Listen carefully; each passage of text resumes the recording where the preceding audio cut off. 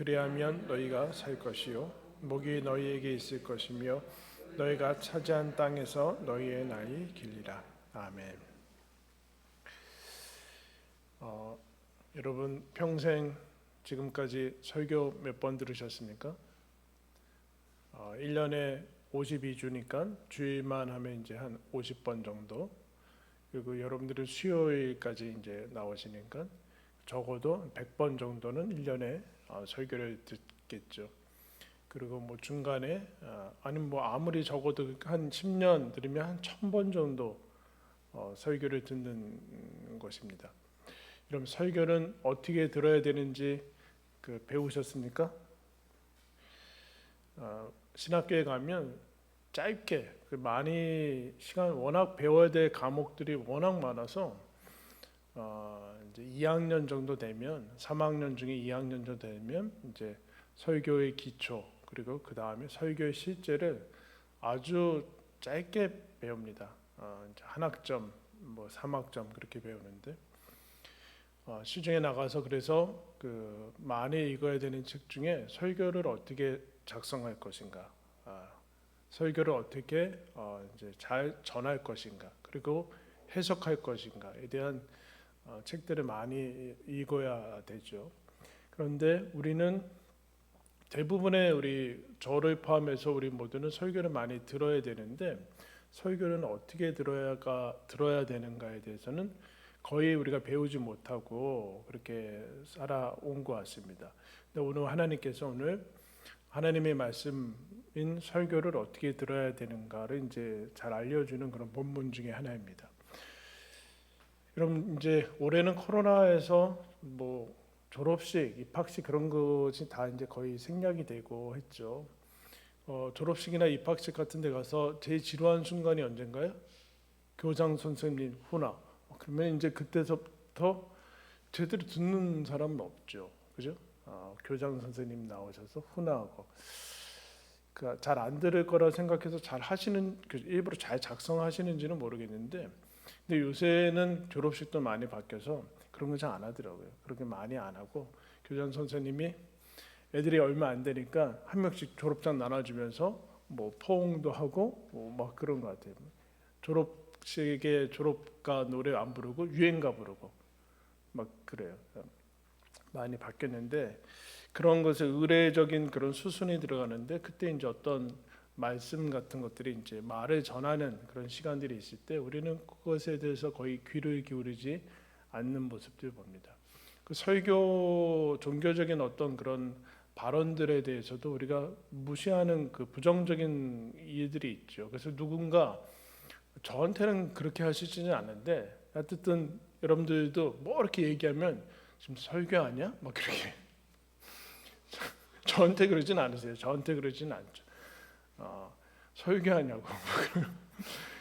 그 말은 무슨 뜻이 담겨 있을까요? 설교라는 게 대단히 별로 듣고 싶지 않고 부정적인 그리고 뭐 잔소리와 훈계나 그런 이제 것으로 부정적인 이미지가 들어간 것들을 이제 보게 됩니다. 여러분 하나님의 음성을 듣는 거, 하나님의 음성을 듣는 거 시중에 이것이 유혹이 될 수도 있고 그렇게 하는데 하나님의 음성을 어떻게 듣는가에 대해서 오늘 이제 얘기를 해주죠.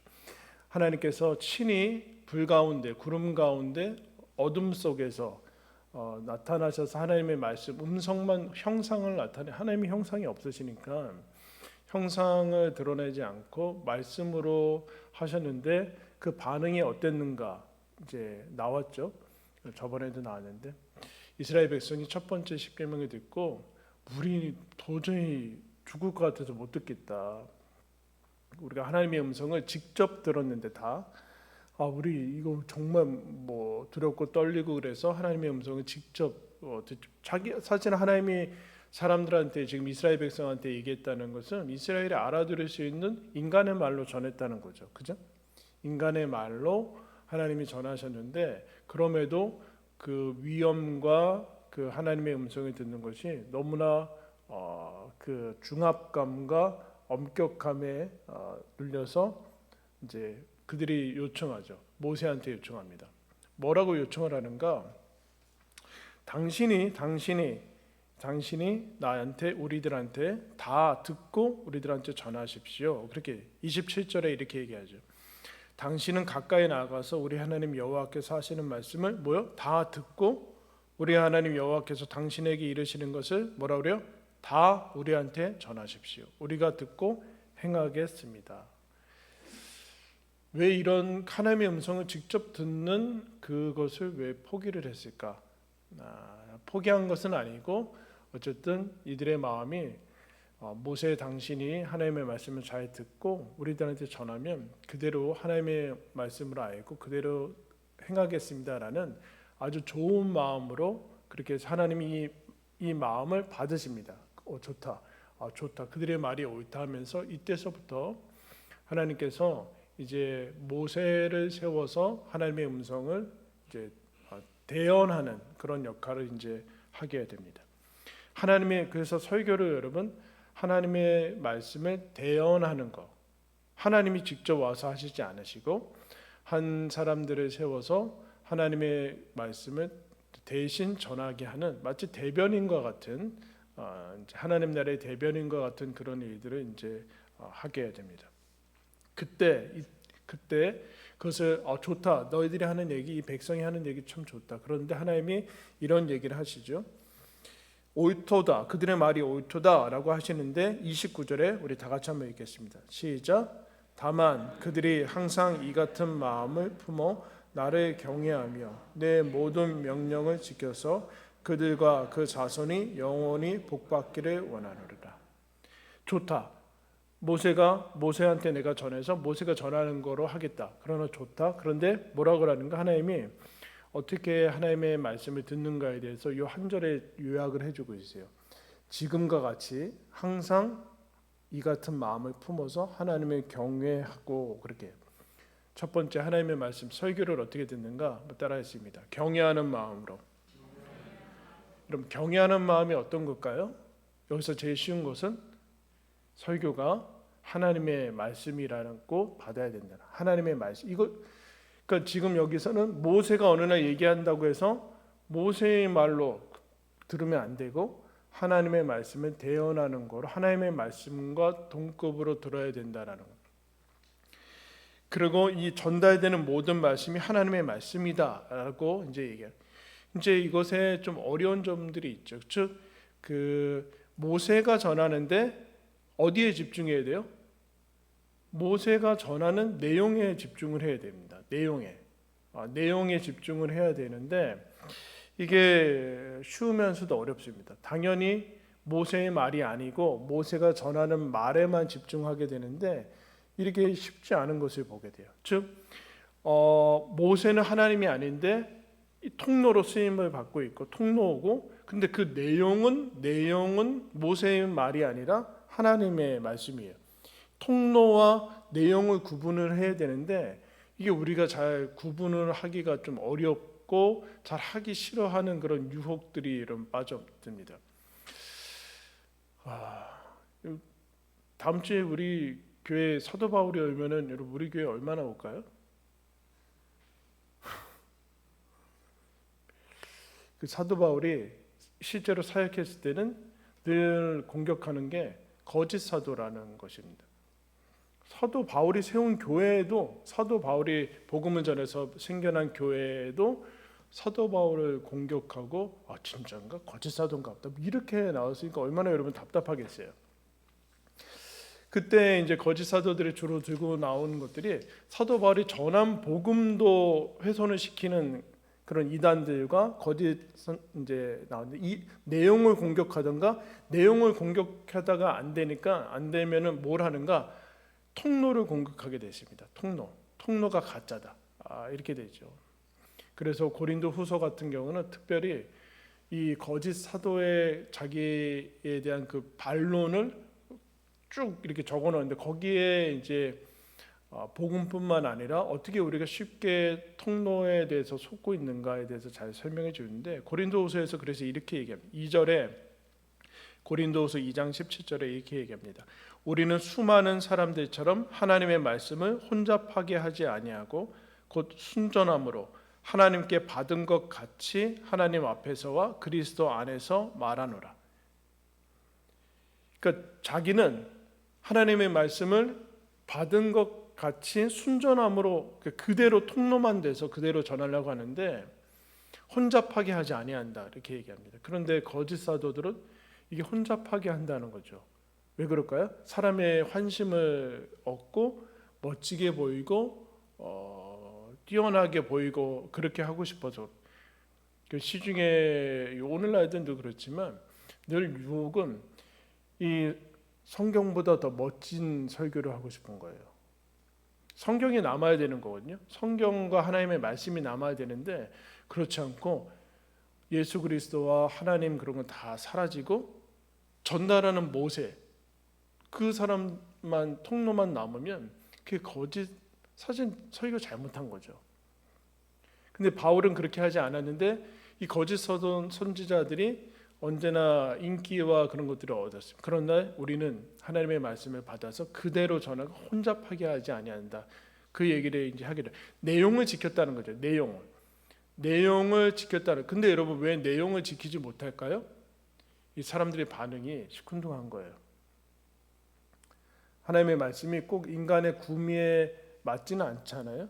인간의 구미에 100% 맞는다면 여러분 사실 하나님의 말씀은 아니죠. 귀가 가려워서 많은 스승을 사욕을 쫓아서 스승을 둔다 그렇게 얘기합니다. 근데 그렇지 않거든요. 그 다음에 고린도서 4장으로 넘어 이렇게 얘기합니다. 그러면 그것만 하면 되냐? 그렇지 않고 이에 우리는 숨은 부끄러움의 일을 버리고 속임으로 행하지 아니하며 또 하나님의 말씀을 혼잡하게 하지 아니하고 오직 진리를 나타내므로 하나님 앞에서 각 사람의 양심에 대하여 스스로 추천하노라. 무슨 얘기냐면 그러면 바울이 하나님의 통로 나는 어차피 통로니까 나는 아무것도 아니야 그래서 막 살았냐? 그렇지 않고 최소한이라기보다는 이 내용이 잘 전달하게끔 하기 위해서 통로의 역할을 했는데 그때 뭐라고 하는가? 숨은 부끄러움의 입을 버리고 속임으로 하지 않았다는 것은 즉 하나님의 말씀을 순전함으로 내용을 순전하게 지켰을 뿐만 아니라 나의 통로됨도 순전하게 지켰다는 얘기예요.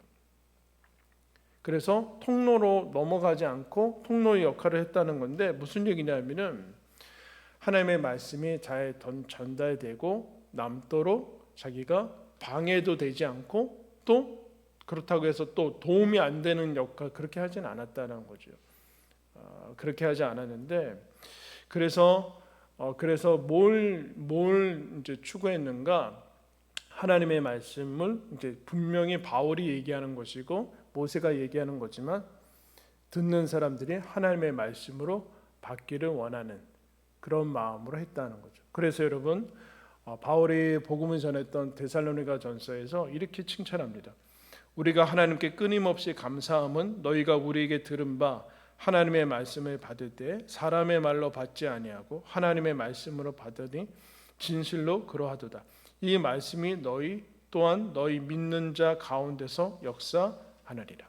여러분 왜 하나님의 말씀으로 받으라고 하냐면은 하나님의 말씀으로 듣고서 받아야지만 믿음이 작동을 해요.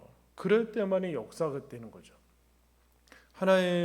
그러니까 우리가 신앙생활을 하는데 신앙생활은 처음부터 끝까지 믿음에 의해서 움직이는 거지 믿음이 없으면 이것은 여러분 불신자들도 이거 읽어요. 영문학 하는 사람들도 성경에 있고 뭐 그러거든요.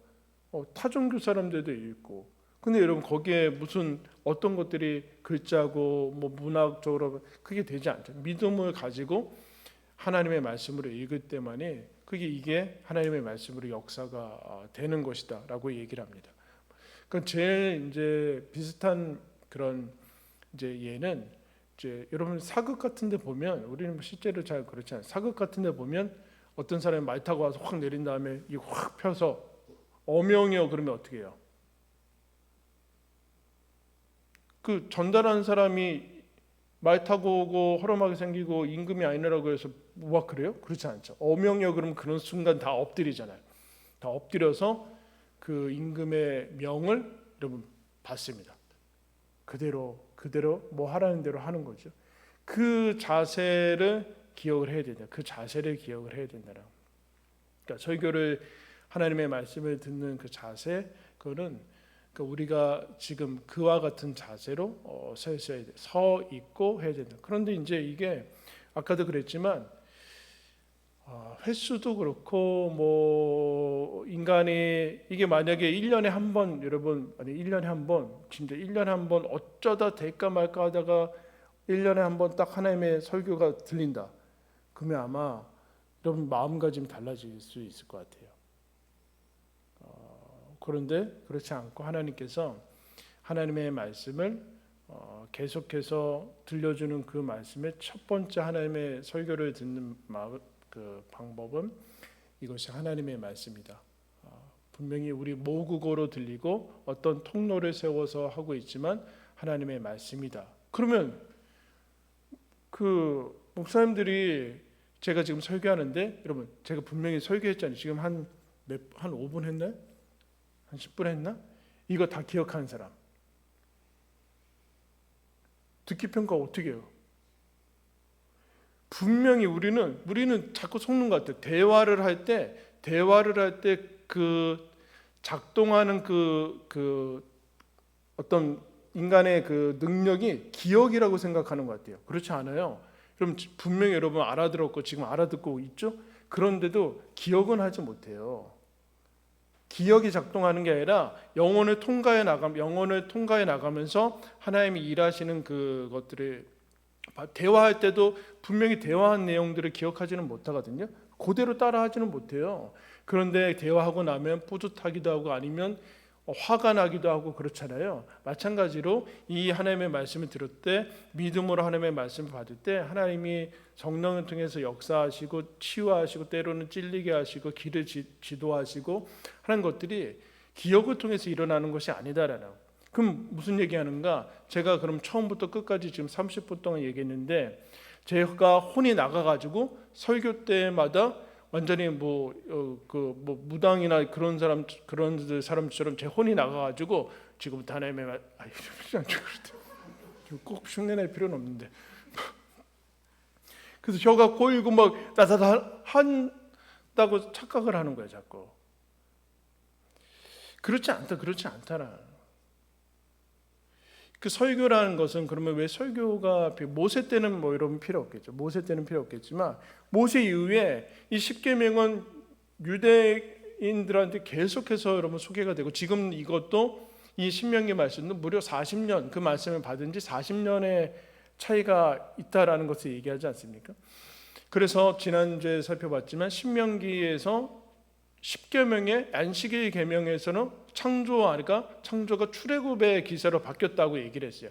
그럼 무슨 얘기인가? 설교라는 것은 지금 우리가 가지고 있는 이제 십계명을 가지고 하나님의 돌판에 써준 거 가지고 이제 이스라엘이 계속해서 살아가는데 그 돌판에 대한 얘기를 시간을 거슬러서 몇 년 지난 다음에 이게 왜 돌판이 쓰여졌냐? 우리 조상들이 애굽에서 출애굽했을 때 그때 이렇게 된 거다. 그런 거를 얘기해 시간적인 간격이 있고 분명히 이것은 지금 광야에서 듣고 있어요. 가나안 땅에서 듣고 있지 않다. 가나안 땅에 들어가서 성경과 상황이 바뀐 상태에서 이 말씀을 들어야 되는 거예요. 그러니까 왜 설교는 뭐냐면 설교는 그때 거기서 그 당시에 사람들이 하나님의 말씀을 들은 것을 오늘날 재현을 하려면 시간이 흘렀고 공간이 다르고 듣는 회중들의 상태가 다르고 또 수준들이나 그런 모든 것이 다르기 때문에 이것이 해석이 돼야 돼. 해석이라는 것은 자기 멋대로 한다는 게 아니에요. 왜 우리가 자꾸 그러냐면 이 본문을 가지고 여러분 만약 100명의 목사님들이 설교하면 다 다릅니다. 메시지가 다르다기보다는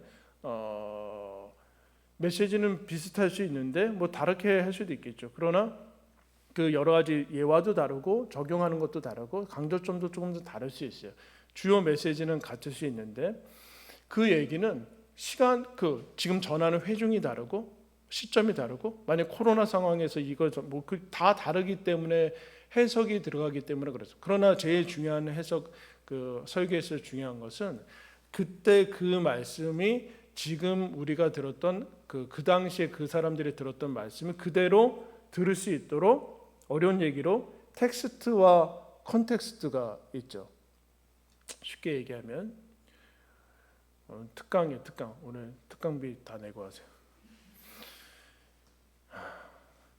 어느 날 그 엄마가 뭐 그렇게 하진 않겠죠. 어느 자녀한테 너 죽을래?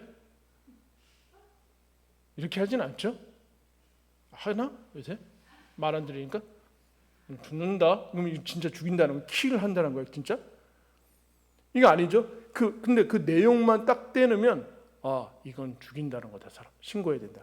그러나 그렇지 않죠. 똑같은 얘기인데 컨텍스트를 보면은 엄마랑 자녀 사이에 애가 또 말을 안 듣는구나. 뭐 이렇게 짐작할 수 있죠. 그런데 그렇지 않고 밤에 가다가 어떤 한 낯선 사람이 칼을 들고 너 죽을래? 그러면은 내가 말을 안 듣는구나. 그렇게 이런 파악합니까? 그렇지 않죠. 이건 강도구나. 똑같은 텍스트예요. 너 죽을래? 똑같은 텍스트인데 좋은 걸 예를 들 걸. 똑같은 텍스트인데 그거를 주고받는 그 상황과 이게 다른 거예요.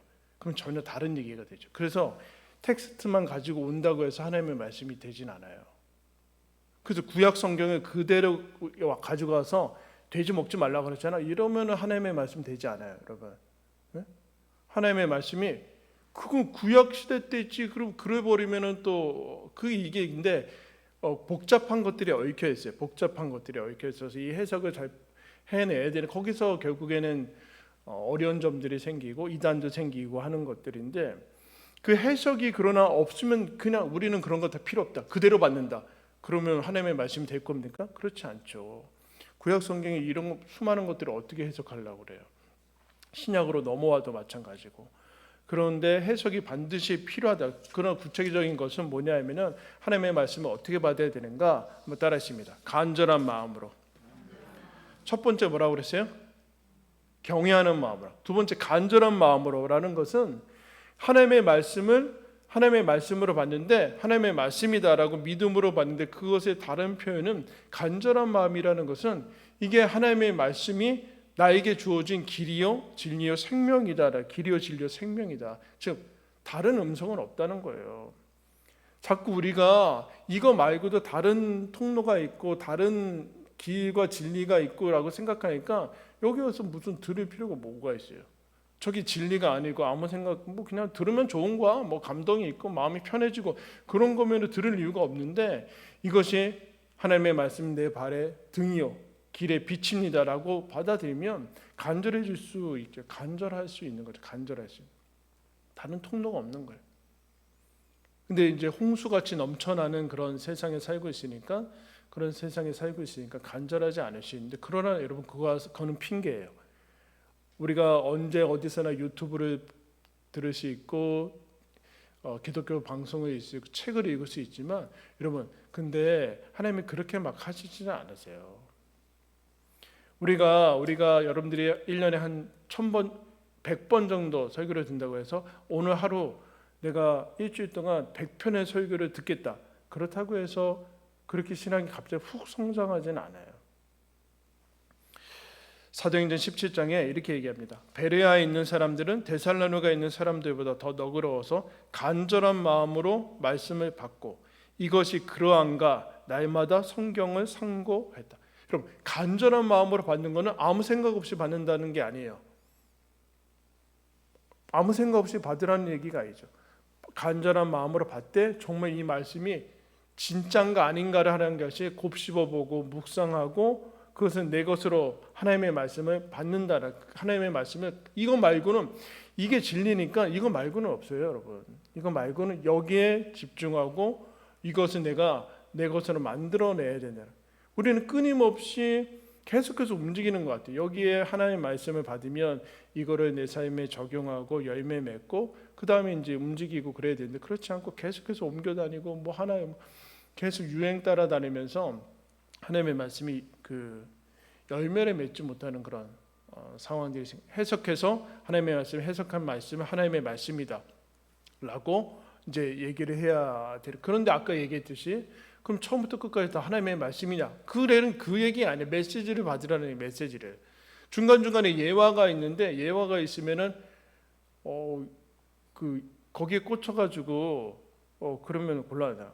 왜냐하면은 통로가 있기 때문에 통로는 반드시 어쨌든 제가 읽었던 책들, 경험한 경험들, 또 하나님 앞에서 기도하는 것들, 그리고 제가 가지고 있는 성향들을 최대한 배제하려고 노력하지만 그러나 중간중간에 그런 게 나오죠. 근데 어느 날 제가 막 설교하다가 여러분 짜장면 먹는 게 하나님의 뜻입니다. 짬뽕은 드시지 마세요. 그럼 여러분 어떻게 할 거예요? 그건 아니라는 거예요. 그 얘기는 아니라 간절한 마음으로 하나님의 말씀을 받되 하나님의 말씀을 받고 진리 가운데 그 다음에 하나님의 말씀이 어떻게 듣는가 세 번째 따라하겠습니다. 들을 마음으로 32절 말씀 보면 그런즉 너희 하나님 여호와께서 너희에게 명령하신 대로 너희는 삼가 행하여 좌로나 우로로 치우치지 말고 너희 하나님 여호와께서 너희에게 명령하신 모든 도를 행하라. 그리하면 너희가 살 것이요 복이 너희에게 있을 것이며 너희가 차지한 땅에서 너희의 날이 길리라. 뭐라 그래요? 너희에게 명령하신 모든 도를 행하라. 다 듣고 다 전해 주십시오. 27절에 뭐라고 그랬어요? 당신이 우리한테 이르는 것을 다 우리가 행하겠습니다. 행한 거예요 지금? 아니죠. 행하겠습니다. 다 무슨 말을 하든지 다 행하겠습니다라는 이 마음을 가지고 설교를 드려야 돼요. 내가 취사 선택하겠다. 그럼 여러분이 하나님인 거예요. 거기에는 아무런 일도 일어나지 않아요. 100년 설교 들어도 소용없어요.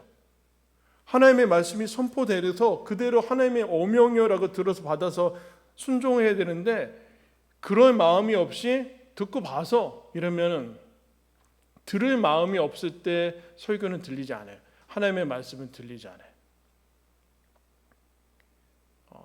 그러니까 간절한 마음이 먼저 있어야 되는 것은 간절한 마음은 들리는 대로 하나님이 주시는 대로 받게 돼 있어요. 그러면 아까도 얘기했지만 그러면 그날 오늘은 무슨 운세를 받을까? 그날 주일날 와서 나 뭐 해야 되는데 그렇게 하시면 안 된다는 거예요. 무슨 하나님의 말씀은 오늘의 운서처럼 오늘 뭐 중간에 그 얘기했다 그렇게 하나 보다. 그런 거 아니라는 얘기. 그런 게 하나님의 전체적인 우리의 수준과 그런 것들을 가지고 와서 그 말씀을 하실 때 우리가 들을 마음으로 행하겠습니다. 하나님 순종하는 마음을 가지고 하나님의 말씀을 들어야 되는 거예요. 그럴 때 하나님의 말씀이 설교가 될 수 있죠. 하나님의 말씀 잠깐 보겠습니다. 누가복음 17장으로 좀 가겠습니다. 누가복음 16장 말씀입니다. 신약성경 123쪽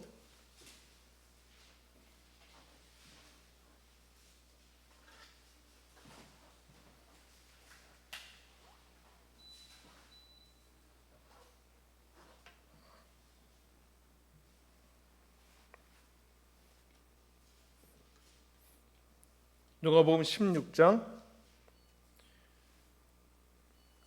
27절부터 보겠습니다.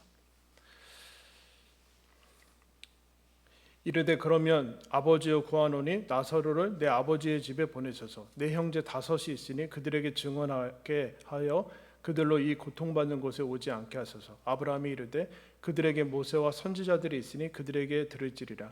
이르되 그렇지 아니하나이다. 아버지 아브라함이여 만일 죽은 자에게서 그들에게 가는 자가 있으면 회개하리이다. 이르되 모세와 선지자들에게 듣지 아니하면 비록 죽은 자 가운데서 살아나는 자가 있을지라도 권함을 받지 아니하리라 하였다 하시니라. 이게 무슨 얘기냐? 앞에 위에서 보면 부자와 나사로가 나오죠. 부자는 이름이 없는데 부자와 나사로가 나오는데 부자는 살아생전에 호의호식하는데 나사로는 지금 그 부잣집 앞에서 그냥 구걸하고 있는 모습이 나오고 나사로도 둘 다 죽습니다. 죽었는데 놀랍게도 나사로는 하나님 나라 갔고 부자는 이제 지옥에 갔어요. 이제 하나의 그 모습을 보여주는데 그래서 이 사람이 24절에 보면 그 부자가 아버지 아브라함이여 나를 긍휼히 여기사 나사로를 보내어 그 손가락 끝에 물을 찍어 내 혀를 서늘하게 하소서. 불꽃 가운데 괴롭습니다. 이렇게 불 가운데서 고통하는 모습을 드러내 주는데 그럼 신기하죠? 이 땅의 상태, 이 땅의 소유와 그 어떤 세상적인 그런 물질적인 그런 상태가 전혀 연관이 없다는 거예요. 하나님 보시기에는 믿음과 이거 전혀 연결이 안 된다는 거예요. 거지 나사로 어떻게 보면 야 이게 무슨 인간 저주받은 사람이고 뭐 그럴 때 그 전혀 연결이 전혀 안 돼. 거기에 내 삶의 어떤 기초나 자부심 같은 거를 얹어놓으면 안 돼요. 그런데 여기서 끝날 것 같은데 그렇지 않고 갑자기 이런 얘기를 합니다. 부자가 자기가 고통받고 있으니까 내 형제 5이 있으니까 제발 거기 가서 사람을 좀 보내서 여기 오지 않게 해주십시오 하는데 뭐라 그래요? 죽은 자가 살아나서 가게 해주십시오. 그런 얘기예요. 그러자 뭐라 그래요? 하나님이 아브라함이 거기 이미 설교자들 있지 않냐? 선지자들 있잖아. 그 얘기 들으면 돼. 아니 그렇지 않다고 그 얘기 안 되고 죽은 자가 살아나서 가야지 들을 겁니다. 그러니까 마지막 결론이 뭐예요? 그들에게 듣지 않으면 죽은 자가 살아나서도 듣지 않을 것이다. 무슨 얘기예요? 통로의 문제라고 얘기하고 있어요. 지금 이 부자는 통로가 문제입니다. 죽은 자가 나타나든가 선지자가 나타나든가 뭐 엄청난 사람이 나타나서 모세가 하나님 나라에서 내려가서 딱 하면은 바로 들을 거라고 생각한 천만에 그 문제가 아니라는 거예요. 통로의 문제가 아니라는 거예요. 통로의 문제. 통로 바꾼다고 되어지는 게 아니라니까요, 여러분. 통로 바꾼다. 지금 무슨 문제예요? 내용을 받지 않아요. 왜요? 들을 마음이 없어요. 이 사람들은 들을 마음이 없어요. 통로의 문제가 아니라 통로가 바뀌어도 똑같은 얘기 해줄 거거든요. 통로 핑계 대는 거예요. 통로가 어떻다, 뭐가 있다, 뭐가 마음에 안 든다, 끊임없이 하나님의 말씀을 들을 마음이 없고 믿음이 없고 그러자 하나님께서 결론을 내리시죠. 통로의 문제가 아니다. 지금 그 말씀, 인간이 전하는 너희들이 보는 그 사람들이 전하는 말씀을 받지 않으면 누가 나와도 얘기하지 않는다. 여러분 놀랍죠? 말씀 자체이신 예수님이 2000년 전에 이스라엘에 태어나서 하나님의 말씀을 전했어요. 거의 믿은 사람이 없어요. 듣지를 않아요. 누가 제일 많이 안 들어요? 종교 지도자들이, 대제사장들, 바리새인들, 율법의 전문가들이 하나님의 말씀을 듣지 않습니다. 예수님이 나타났는데 여러분 예수님이 전했는데도 그 문제가 아니라는 거예요. 들을 마음이 없는 거예요. 들을 마음이. 하나님의 말씀이 와서 부딪히는 것을 허락하지 않아요. 그러면 누가 와도 예수님이 오셔도 천사가 와도 안 돼요. 내가 할 수 있는데 안 하고 있는 외적인 문제라고 자꾸 핑계대는데 그렇지 않다. 그러므로 들을 마음으로 들어야 돼요. 행할 마음으로 들으셔야 돼요. 무섭죠? 설교를 그러면 웬만하면 듣지 말아야 되겠다라는 생각이 들죠. 야, 1년에 한 번 정도 들어야지 그 50번 들어서 계속 뭘 행하라고 너무 부담되지 않냐? 그러니까 교회를 안 나오시는 분들이 있는 거예요. 교회 안 나오시는 분들 그 부담감과 거침을 계속해서 차단하기 위해서 안 나오신 분들이 꽤 있는 거예요, 여러분. 근데 여러분은 어떻게 나오고 있어요, 지금? 어떻게 나오고 있어요? 어떻게 나오고 있어요? 마지막 따라하겠습니다. 기대하는 마음, 사모하는 마음. 왜 사모해야 되는가? 왜 하나님의 말씀을 이거 듣고 과감없이 바로 행하고 인간의 말이 아닌 하나님의 말씀이고 그래요. 간절한 마음으로 봤는데 이거 왜 너무 부담되고 너무 그런데 여러분 33절 다 같이 한번 읽겠습니다. 시작. 다시 돌아가야죠. 감사해요. 안 찾은 사람이 있었으면 읽었을 텐데 아까 누가 보면 안 찾고 신명기 5장 33절 시작. 너희 하나님 여호와께서 너희에게 명령하신 모든 도를 행하라. 그리하면 너희가 살 것이요 복이 너희에게 있을 것이며 너희가 차지한 땅에서 너희의 날이 길리라. 할렐루야. 여러분 그 앞에 우리가 29절에 이렇게 얘기합니다. 29절에 아까 얘기했죠. 이 같은 마음을 품어 나를 경외하며 내 모든 명령을 지켜서 뭐라 그래요? 그들과 그 자손이 영원히 복받기를 원하노라. 여러분 하나님이 왜 하나님의 말씀을 주실까요?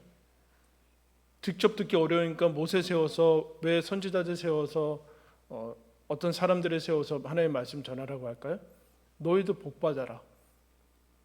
너희뿐만 아니라 너희 자녀들도 잘 되기를 바란다. 너희 하나님의 말씀을 지키면 너희가 살 것이고 복 받을 것이고 너희의 생명이 길 것이다. 아멘. 근데 왜 하나님 말씀 자꾸 안 듣고 딴 데서 복이 있을 수 있다고, 다른 데 내 스스로 복을 차지하고 우리 자녀들이 잘 되게 하고 내가 내 스스로 살 길을 찾는다라고 잠깐 아까 부자가 그랬거든요. 하나님의 분기다고 아무 상관이 없어요. 왜 어떻게 기대할 수 있는가? 어떻게 뭘 기대하는가? 하나님의 말씀을 듣고 사는 사람을 복 주시기 때문에 여러분 같습니다. 그렇기 때문에 기대하고 사모하는 마음이죠. 만약에 여러분 진짜 여기서 만약에 올 때마다 여러분들은 주일날 하나님께 예물 드려요. 여기 올 때마다 만약에 10만 원씩 주면 여기 니가 터졌을걸요? 예? 10만 원씩 준다고 하면은 너무 적나? 한 100만 원씩 준다고 하면 여기 들어오지도 못할 거예요. 올 때마다 100만 원씩. 그런데 우리는 그 정도의 감도 기대하는 마음도 없이 오고 있어요. 하나님 말씀을. 여기는 영원히 바뀌고 내 완전히 그 정도의 하고는 비교할 수 없는 것들이 일어나는 시기인데 그 정도의 기대도 없어요. 근데 여러분 하나님이 뭐라고 하는가? 그게 믿음이다. 기대하는 마음이 믿음이다. 근데 우리는 자꾸 하나님의 말씀을 어떻게 생각하냐면은 환상과 극과 극을 가지고 있어요. 환상을 가지고 있는데 왜 못하냐면은 우리가 왜 기대하지 못하냐면 여러분 오늘 수요예배 올 때 기대하고 왔어요? 오늘 하나님께서 나를 향한 그 말씀을 주실 것이다. 왜 안 해요? 그냥 왔어요? 잘했어요. 그냥 오는 거죠. 뭘 맨날 생각해 갈까 말까. 맨날 뭘 수요예배 오면 되는 거지. 뭘 맨날 갈까 말까 생각하고 주일날 교회 갈까 말까. 하나님의 말씀은 해석이 안 되고 무슨 매번 나한테 다가올 때 인간의 말로 전해지지 않고 하나님이 내가 들을 수 없는 신비롭게 기적으로 마치 내가 어떻게 감당할 수 없는 그런 체험과 함께 주어지는 무슨 주문으로 생각해서 자꾸 그러는 거예요. 그렇지 않아요. 하나님의 말씀은 인간의 말로, 내가 알아들을 수 있는 말로, 나와 똑같이 삶을 살고 있는 사람을 통해서 밋밋하게 전해지는 거예요. 그러면 이 환상, 이쪽이 훨씬 화끈하고 짜릿하고 맨날 기적이 일어나고 번쩍번쩍하고 엑스타시가 일어나고 그런 쪽으로 가는 극단이 있는 반면에 우리는 어느 극단에 치울 수 있는가? 기대를 안 해요. 기대를. 이 환상과 맨날 기적을 기대해서 짜릿함을 기대한다. 그게 하나님의 음성이고 하나님의 음성은 그런 착각을 가지고 자꾸 그래서 시중에서 그런데 하나님의 음성은 내가 예언을 받았다고 너 나한테 예언 받으라고 이런 그 같은 일들이 많이 일어나는 거는 하나님의 말씀을 듣는 거를 그렇게 자꾸 생각해서 그래요. 어느 날 같은 직통계시 받아서 나한테 이게 환상이 보일 거라서 너한테 얘기해주고 자꾸 그걸 요구해서 그래요. 그러다가 우리는 너무 점잖아서 뭘 했는가? 아예 기대를 안 하기 시작했어요. 근데 하나님이 뭐라 그래? 기대를 하라네. 기대를 하라. 왜 기대를 하지 않아요? 그건 나는 모세도 아니고 전달하는 바울도 아니고 난 설교자도 아니고 나는 몰라 못해. 그 핑계 대기 위해서 그런데 기대를 하고 해야 돼. 기대를 해야 된다. 근데 하나님의 말씀을 들을 때 기대를 하지 않는다는 것은 이거 하나님을 모독하는 거죠. 하나님을 모독하는. 그 기대가 화끈하고 그런 게 아니라 하나님이 나를 오늘도 만나 주시고 내 영혼에 이런 매 새끼가 삼시세끼가 자극적이면 주식이 될 수 없어요, 여러분. 모든 주식은 무덤덤해요. 주식을 매일 새끼를 자극적으로 먹는다는 건 주식이 될 수 없어요. 하나님의 말씀이 그런 거거든요. 우리 영혼에 그렇게 다가와요. 그렇게 다가오는데 그러나 기대하지 않고 가면 안 된다. 여러 이유들이 있죠. 하나님 안 만나고 있거나 영적인 잠에 빠져 있거나 영적인 잠에 빠졌으면 세상 것들 자극적인 것을 취해서 하나님의 말씀이 재미없죠. 하나님의 말씀 재밌어요? 재밌게 하려고 하면 안 돼요. 또 개그맨처럼 얼마든지 여기 웃기려고 쓴 거예요 도대체? 응? 그래서 여기다가 유머 코드 재밌고 미국은 그래요. 미국은 초반에 웃긴 얘기 해야지 사람들이 마음문이 열린다. 시작 자체 설교 시작하자마자 본문 읽을 때 그냥 마음문을 열어야 된다니까요. 하나님의 말씀을 듣는다. 정신 차려야지. 그러면서 들어야 되지. 무슨 하나님의 말씀이 시작됐는데 무슨 15분 동안 웃겨야지 마음문이 열려요. 진짜 그러고 있어요. 그러면 안 되는 거예요. 이미 예배 시작 때부터 하나님의 말씀을 듣고 우리가 하나님 앞에 서 있고 그러면서 그냥 들어가는 거예요. 들어가는 거. 무슨 멋진 말 기대하면 안 되고, 기대하지 않는 이유들이 하나님을 안 만나고 또 잠자고 있던가, 아니면 또 여러 가지 거절들을 당해서 그렇죠. 마음문이 닫힌 거예요. 왜요? 하나님이 내 길을 인도한 게 내 생각과 내 뜻과 내 바람과 내 계획들과 다른 거예요. 매번 그러지는 않았지만 결정적으로 몇 가지 그런 것들이 있어서 이제 하나님 나 기대하지 않는, 마음문을 닫아서 그래요. 그러나 여러분, 하나님의 길이 훨씬 좋습니다. 하나님께서 주시는 것이 훨씬 좋다. 그래서 기대하는 마음으로 와야 돼요. 사모하는 마음으로 와야 된다. 사모하는 마음과 기대하는 마음이라면 오늘 무슨 또 횡재를 할까, 그런 게 아니라 하나님이 오늘도 나에게 살아계신 하나님의 말씀을 들려주시겠구나, 그런 얘기. 그래서 여러분, 믿음을 뭐라고 그러는가? 히브리서 11장 6절에 이렇게 얘기합니다. 믿음이 없이는 하나님을 기쁘시게 하지 못하나니 하나님께 나아가는 자는 반드시 그가 계신 것과 또한 그가 자기를 찾는 자들에게 상 주시는 이심을 믿어야 할지니라. 아멘. 하나님을 찾을 때 하나님께 나아가는 자는 하나님의 살아계신 것과 동시에 하나님이 찾는 사람들한테 상 주시는, 이런 이 영적인 축복을 물질적인 거라 진짜 바꿀 수 있어요? 물질적인 거가 더 크게 보이지만 이런 물질적인 거 아무리 있어도 마음 한켠에 기쁨을 살 수 없어요. 근데 우리가 이거 자꾸 놓치죠. 경외하는 마음으로, 그리고 뭐예요? 두 번째? 뭐라고 했어요? 경외하는 마음으로. 두 번째? 네?